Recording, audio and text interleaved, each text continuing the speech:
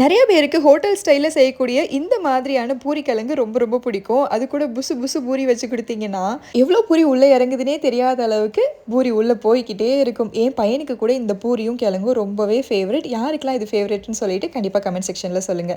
இத பெர்ஃபெக்ட்டா எப்படி செய்யறதுன்னு பார்த்துருவோமா? கடாயில 1 டேபிள் ஸ்பூன் எண்ணெய், 2 டேபிள் ஸ்பூன் கடலைப்பருப்பு, கொஞ்சமா கடுகு சேர்ந்து பொரிஞ்சு வந்ததுக்கு அப்புறமா உங்க காரத்துக்கு ஏத்த அளவுக்கு பச்சை மிளகா, கொஞ்சமா இஞ்சியும் கட் பண்ணி ஆட் பண்ணி வதக்கி விட்டுக்கோங்க. இது கூட நீல வாக்குல கட் பண்ண வெங்காயம், கருவேப்பிலை, தேவையான அளவுக்கு உப்பு, மஞ்சத்தூள் சேர்த்து வதக்கி விட்டுக்கோங்க. சோம்பு முன்னாடியே சேர்த்துருக்கணும். நான் சேர்க்க மறந்ததுனால இந்த ஸ்டேஜில் சேர்த்துக்கிறேன். நீங்கள் முன்னாடியே சேர்த்துக்கோங்க.